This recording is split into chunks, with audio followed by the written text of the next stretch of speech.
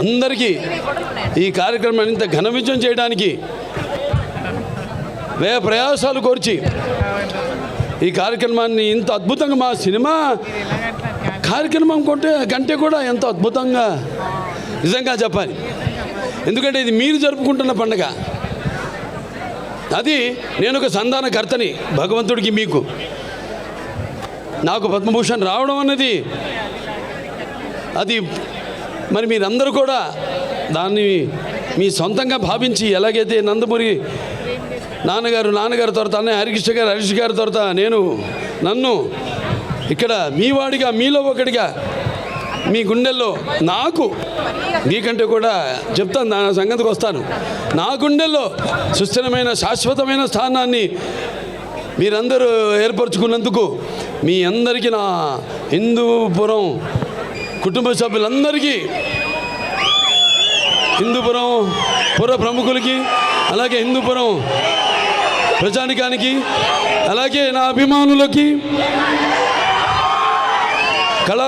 కళాభిమానులకి, కళా పోషకులకి, అలాగే పాత్రికేయులకు, ప్రతి ఒక్కరు కూడా నా హృదయపూర్వక ధన్యవాదాలు తెలియజేసుకుంటున్నాను.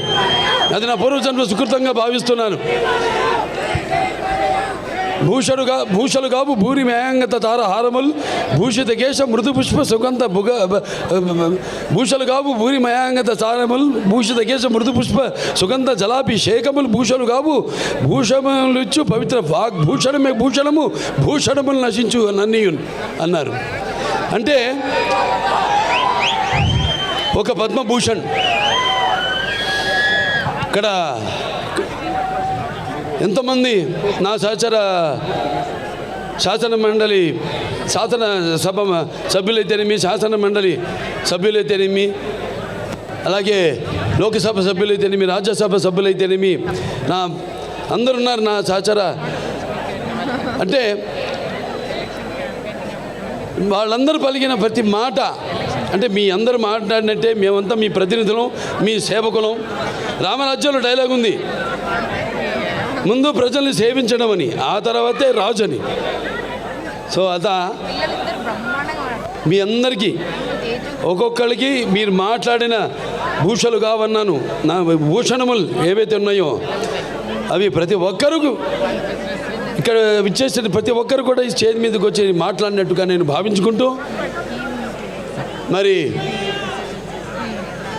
ముందుగా నాకు ధన్యమైన జన్మనిచ్చి నన్ను మీ అందరి గుండెల్లో ఆ మహానుభావుడికి స్వరూపంగా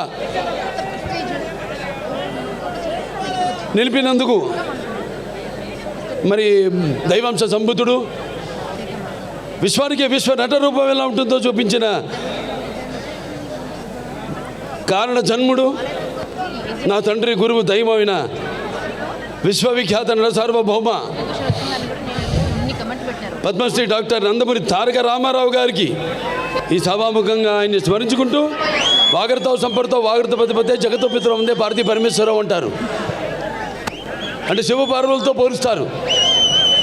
నా గాయత్ర పరమంత్రం నమతు పరదేవత నా హరే పరతస్రాత నానృతాత్ పాతకం పరం యస్మాత్ పార్థివదేహ ప్రాదుర్భద్ర భుక్తి యస్మాత్ పార్థివదేహ ప్రాదుపుత్రుని భగవతి గురుణ సముద్ర మాంసి శాస్త్రం తస్మై సర్వజ్ఞ మూర్తి పిత్రే. సో ముందుగా పుణ్య దంపతులకు వాళ్ళ బిడ్డగా నన్ను పుట్టించినందుకు ఆ భగవంతుడికి నా కృతజ్ఞతలు తెలియజేసుకుంటూ, మరి వాళ్ళ పద్మభూషణ్ చాలామంది అన్నారు చాలా ఆలస్యంగా ఇచ్చారు మీకు అని. నేనన్నా కాదు సరైన సమయంలోనే ఇచ్చారు. అంత దైవలిఖితం. ఏది జరిగినా నా జీవితాలన్నీ కూడా సంఘటనలు కూడా అలాగే జరిగినాయి. నేను అటు cancer Basavataraka Indo American cancer hospital research institute chairman అయితేనేమి, లేకపోతే ఇటు ఒక శ్రీరామరాజ్యంలో రాముడిగా వేయడం ఏంటి, వేషం వేయడం ఏంటి, అలా ప్రతిదీ నా జీవితంలో ఎంతో సారూప్యం. నా నిజ జీవితంలో సంఘటనలకి, నేను సినిమాలు చేసిన పాత్రలకి ఎంతో సారూప్యం అలా కలిసి వచ్చింది నాకు. నేనన్నా లేదు ఇదే సరైన సమయం, ఎందుకంటే నాన్నగారిదేమో శత జయంతి జరుపుకున్నాం, ఆ తర్వాత నాకు వచ్చింది. ఆ తర్వాత నేను 3వ సారి ఎమ్మెల్యేగా ఎన్నికయ్యాను, ఆ తర్వాత నాకు వచ్చింది. ఆ తర్వాత Basavatharaka Indo American cancer hospital research ఇన్స్టిట్యూట్కి చైర్మన్గా 15వ సంవత్సరాలకు అడుగుపెట్టాను మొన్న మార్చి నెలలో. ఆ తర్వాత నాకు వచ్చింది. అలాగే 4 సినిమాలు వరుసగా హిట్లు, అఖండ కానీ లేకపోతే వీరసింహారెడ్డి కానివ్వండి, నెలకొండ భగవంత్ కేసరి కానివ్వండి, ఆ తర్వాత డాకు మహారాజు కానివ్వండి, 4 సినిమాలు హిట్ల తర్వాత దాని తర్వాత 50 సంవత్సరాలుగా హీరోగా ప్రపంచంలో ఎవడు లేడు. 50 సంవత్సరాలు హీరోగా మధ్యలో క్యారెక్టర్ ఆర్టిస్ట్గా దారి మరణము అలా జరిగిందేమో కానీ వాళ్ళ క్యారియర్లో 50 సంవత్సరాలు హీరోగా నాకు నిలబడటానికి శక్తినిచ్చిన నా తెలుగు జాతికి నా కృతజ్ఞతలు తెలియజేసుకుంటున్నాను. ఏదైనా ఇప్పుడు బాలకృష్ణ గురించి చాలా రకాలుగా మాట్లాడుకుంటారు. ఏం చూసి బాలకృష్ణకి అంత పొగరంటారు, నన్ను చూసుకునే నాకు పొదనైన పొగరంటాను. ఎవరు చూసి అంత ధైర్యం అని అంటుంటారు నన్ను చూసి. అప్పుడు నేను అంటాను, బాబు నా ఏదైతే నిజ స్వరూపంతో అదే నన్ను ఉసుగొల్పే ఒక విప్లవంగా అడుగడుగునా నేను నడుస్తానని నేను చెప్తుంటాను. అలాగే నా రీతి ఏంటి, ఇతనికి అన్నీ తెలుసా అంటారు నన్ను చూసిన వాళ్ళందరూ. నన్ను నేను తెలుసుకునే కంటే పెద్ద విద్య లేదని ఒక సవాలుగా నిలబడతాను. నా మాట సూటిగా ఉంటుంది, నా మాట ముక్కు సూటిగా ఉంటుంది, నా వీక్షణం తీక్షణం దర్శనమిస్తుంది. అలాగే నా తీరు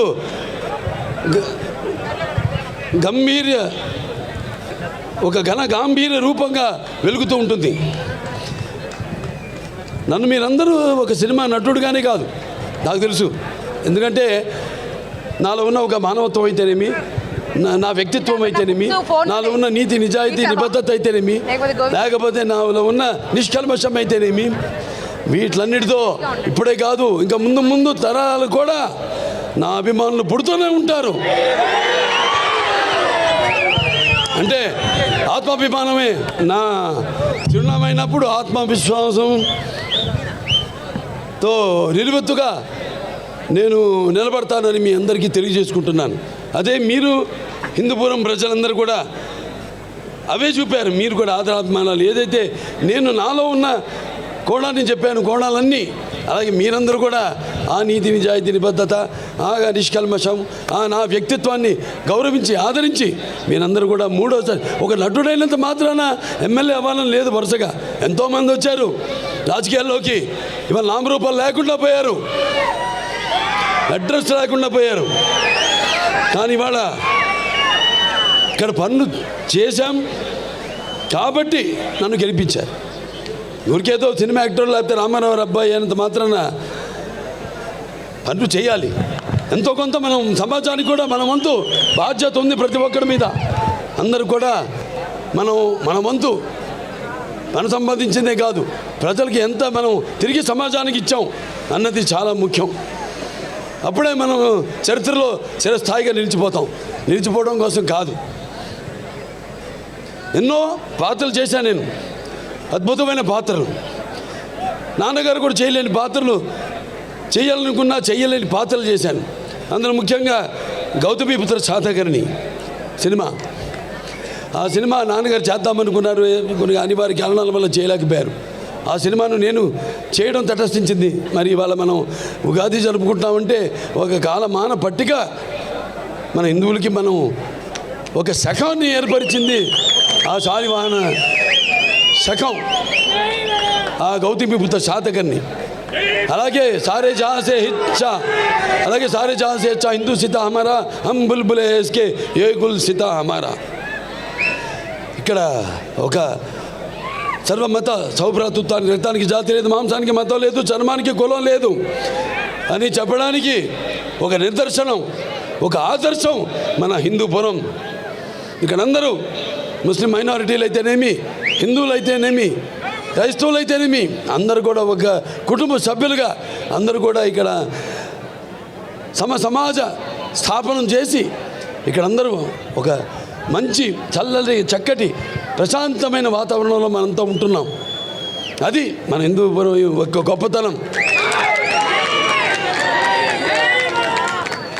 ఇక సినిమాల జోలికి వస్తే, ఈ నా నట జీవితంలో ఎన్నో పాత్రలు చేశాను, మీకు చెప్పాను.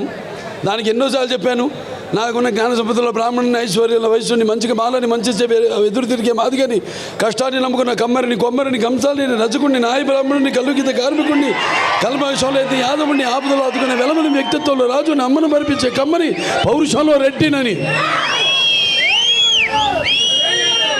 ఇలా ప్రతి సినిమాలో ఒక్కొక్క ఏ కథ నచ్చితే చాలు, అందులో హీరోది ఏ వర్గం, మన తెలుగు జాతిలో అది కాదు.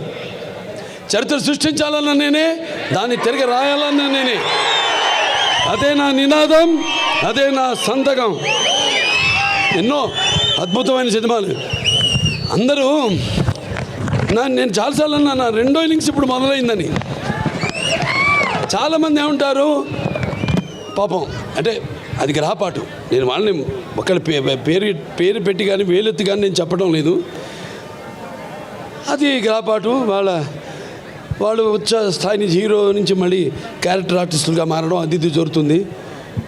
4 హిట్లు ఇచ్చాం.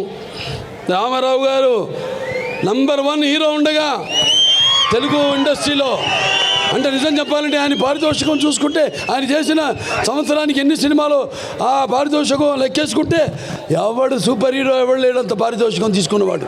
అన్ని సినిమాలకి ఒక్కొక్కటి ఇండివిజువల్గా పారితోషికం ఉండొచ్చు ఎక్కువగా. అటువంటి సమయంలో ఆయన చలనచిత్ర పరిశ్రమ నుంచి నిష్క్రమించి సమాజం ఏదేవాళ్ళ, ప్రజలు ఏదేవాళ్ళు, నేను అందులో ఒక అర్చకుణ్ణి అని తెలుగుదేశం పార్టీని స్థాపించారు.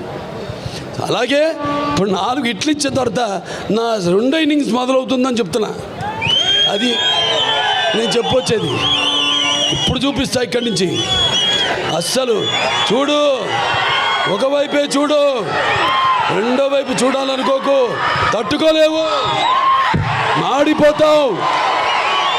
ఇప్పుడు చూస్తారు, ఇక్కడి నుంచి చూపిస్తా. అసలు చలనచిత్ర పరిశ్రమ ఇక ముందు ఎటువంటి సినిమాలు, ఎటువంటి అంటే మీరు ఊహించని, మీకు మీ అంచెలకు కూడా అందని సినిమాలు ఎలా చేస్తారో ఇక మీరు చూస్తారు. అంటే ఇదంతా ఒక సినిమాలు చేసేయాలి ఎక్కువని కాదు, లేకపోతే నాకు వయసు అయిపోతుందని కాదు. ఆలోచనలు బాగా వేడివేడిగా ఉన్నప్పుడే పంచపక్ష పరమన్న పట్టించాలి. మన అందరూ అన్నారు, పంచకట్టులో ఎన్టీ రామారావు గారిని గుర్తు చేశారు మన పద్మభూషణ్ అని. దాంట్లో మన మంచి పద్యం ఉంది, శ్రీనారాయణ గారు రాశారు. దాంట్లో మరి పంచపక్ష పరమాన్నం ఉన్నా మన ఆంధ్ర ఏమంటే మనం గోంగూర పచ్చడి కోసం గుటకలేవాడు,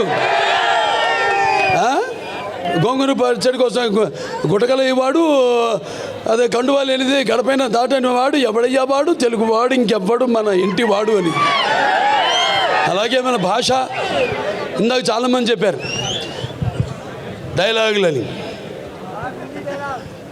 మరి తెలుగుదేలా ఎన్న దేశము తెలుగు ఏన తెలుగు వల్లబుండ తెలుగు ఒకండ ఎల్ల నృపులు కలిపి ఎరుగవే భాషాడి దేశ భాషలందు తెలుగు లెస్స. మరి మన భాషని మనం ఏమంటాం, బయట వాళ్ళు అంటారు ఇటాలియన్ ఆఫ్ ద ఈస్ట్ అని. అనేటువంటి భాష మంది. ఆ భాషలో తెలుగు జాతిలో మనం పుట్టడం మన పూర్వజన్మ సుకృతం, మనందరం కనపడాలి. అలా తెలుగు భాష కూడా మనం మాట్లాడుతున్నందుకు మనం ఎంతో ఆనందించాలి. సో అటువంటి ఈ యొక్క పద్మభూషణ్ సరే నాకు కోరిక తీరుతుంది, అది నాకు కూడా తెలుసు.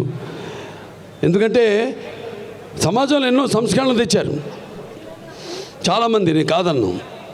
సమాజంలో చాలామంది ఎన్నో సంస్కరణలు తెచ్చారు.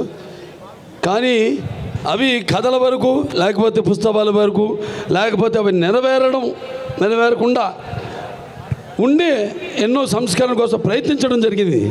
కానీ ఒక ఎన్టీఆర్, నేను చెప్పాను ఎన్టీఆర్ అంటే కేవలం నందమూరి తారక రామారావు గారు కాదు. ఎన్ అంటే నటనాలయం, ఇల్లే ఒక నటనాలయం. టీ అంటే తారమండలంలోని తారక ధ్రువక తారకుడు. ఆర్ అంటే రారాజు రాజర్షి రాజకీయ దురంధరుడు, రమణీయ రమ్య గమనీయ సౌమ్య గుణధాముడు ఎన్టీఆర్ అని. మరి ఆయన నిరుపేదలకు అట్టడుగున దారిద్ర రేఖ దిగువ ఉన్న వారందరికీ కనీస అవసరాలైన గూడు గుడ్డ ఇచ్చిన ఒక మహానుభావుడు నందమూరి తారక రామారావు గారు.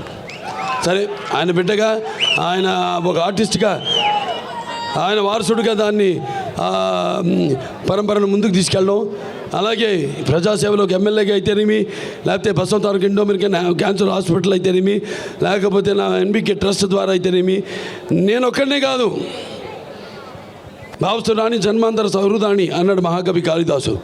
అంటే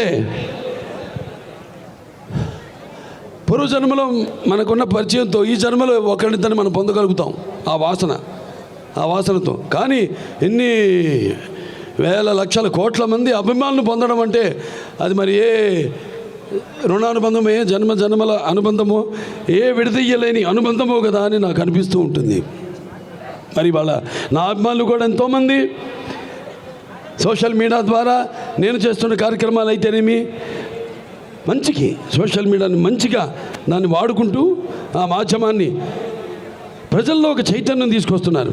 అలాగే ఎంతోమంది మన అనంతపూర్ జగన్ గారు ఉన్నారు, లేకపోతే గ్రంథాల చైర్మన్గా మా గౌస్మతి నాయన వీళ్ళ పుట్టినరోజు కూడా అనుకుంటా. ఇక్కడ గౌస్ భాయ్